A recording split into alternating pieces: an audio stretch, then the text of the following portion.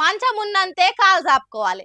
కాదని ఎచ్చలకు పోయి అప్పులు చేసినామంటే ఖాతం ఇక బొందల పడ్డట్టే. ముఖ్యంగా లోన్ యాప్లల్లా అస్సలే అప్పు తీసుకోవద్దు. అడ్డికి పావు షేర్ గుంజుతారా వాళ్ళు. పాపం గీడొక ఆయన అప్పుల పాలైనా అని కిడ్నీ అమ్ముకొని అప్పులు తీసుకుందాం అనుకొని ఎట్లా మోసపోయిండో చూస్తే లోకంలో గిసోంటి మోసాలు కూడా అవుతున్నాయా అంటారు. లోకం మీద ఎంత మోసకారులు ఉన్నారు. అచ్చం సినిమాలు అయినట్టే అయింది మధుబాబానికి అన్నకు. ఈ అన్నది గుంటూరు, అంతకుముందు మంచిగానే ఉండేదట. ఈ కరోనా కాలంలో దందాలు చేసి బాగా లాస్ అయిందట. ఆటో నడిపించి అప్పులు కడదామంటే అది కూడా కలిసి రాలేదట. ఇక లాస్ను కవర్ చేస్తేందుకు అడ్డమైన లోన్ యాప్లలో లోన్లు తీసుకొని ఇంకింత లోపలికి పోయిందట. ఎట్లరా అని ఆలోచన చేస్తుంటే ఫేస్బుక్లో కిడ్నీ కావాలనే ప్రకటన కానొచ్చిందట. ఒక కిడ్నీకి 30 లక్షలు ఇస్తారని ఉన్నదట. ఇక నిజమే కావచ్చు అని నమ్మి మెసేజ్ పెడితే కూడా ఫోన్ చేసిందట.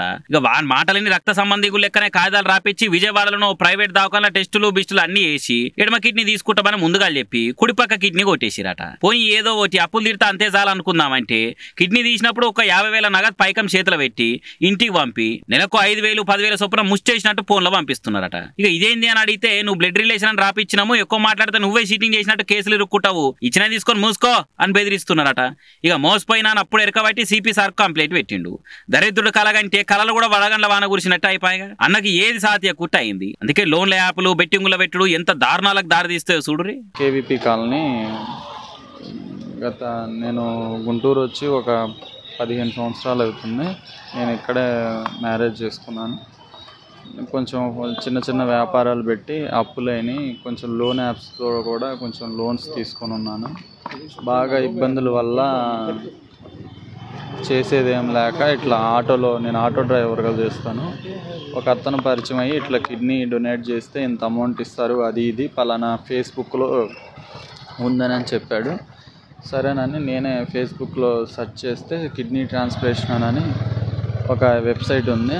ఆ వెబ్సైట్ ఓపెన్ చేసి చూస్తే O positive, B positive, need, age 31 to 33 అని చెప్పారు.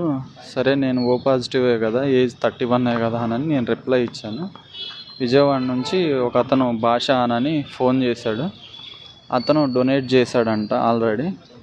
నేను ఇచ్చాను బ్రదర్, ఇంత అమౌంట్ ఇస్తారు, ఒక 30 lakhs ఇస్తారు, మీరు ఇస్తారా, ఇట్లా మెసేజ్ చేశారు అంటే ఇస్తానని అన్నాను. సరే విజయవాడ రమ్మంటే వెళ్ళాను. అక్కడ వెంకటన్ అతన్ని ఒక అతన్ని పరిచయం చేశారు. అతను మీడియేటర్ అంట. ఆయన ద్వారా పేషెంట్ వాళ్ళ బామ్మర్ది పేషెంట్ వాళ్ళు పరిచయం చేసి బ్లడ్ టెస్ట్లు అన్ని టెస్టులు చేయించి క్రాస్ మ్యాచింగ్ ఇంకా దానికి సంబంధించిన టెస్టులు అన్నీ చేయించి అన్ని క్రాస్ మ్యాచింగ్ ఓకే అయిన తర్వాత ఈ కిడ్నీ డొనేట్ చేయాలంటే ఫ్యామిలీ ఫ్రెండ్ అయినా ఉండాలి, లేకపోతే ఫ్యామిలీ బ్లడ్ రిలేషన్ అయినా ఉండాలంట. నేను ఏమీ కాదు కాబట్టి నా అడ్రస్లు మొత్తం మార్చారు. వాళ్ళ స్వగ్రామంకి ఫ్యామిలీ ఫ్రెండ్ కింద పెట్టి వాళ్ళకి అనుకూలంగా అన్ని ప్రూఫ్స్, వీడియోస్, మేము ఫ్యామిలీ ఫ్రెండే ఇక్కడే ఉంటున్నాము వాళ్ళ ఊర్లోనే అని చెప్పేసి తీసుకొని లాస్ట్ మంత్ 15వ తారీఖున ఆపరేషన్ చేసి తీసుకున్నారు. అమౌంట్ అడిగితే ఇవ్వట్లేదు. దానికి తోడు ఫ్యామిలీ ఫ్రెండ్ కింద పెట్టించాము, ఏం చేస్తామన్నట్టుగా మాట్లాడుతున్నారు. నాకు టెస్ట్లు అన్నీ చేసి లెఫ్టే తీసుకుంటామని చెప్పారు ఫస్ట్, కానీ లెఫ్ట్ తీసుకోకుండా రైట్ తీసుకున్నాను. డబ్బులు నవంబర్ నుంచి ఇప్పుడు దాకా మొన్న జూన్ 15 ఆపరేషన్ అయ్యే వరకు నెలవారీ ఖర్చులకి, అంటే ఇంట్లో వాళ్ళు పట్టించుకుంటే అలానో టిప్కి ఒక 5,000, 15,000, నెలకు ఒక 15,000 అట్లా ఫోన్ చేసి వేస్తూ వచ్చారు. ఒక 50,000 మటుకు ఒకసారి క్యాష్ ఇచ్చారు, ఇంకా అంతే.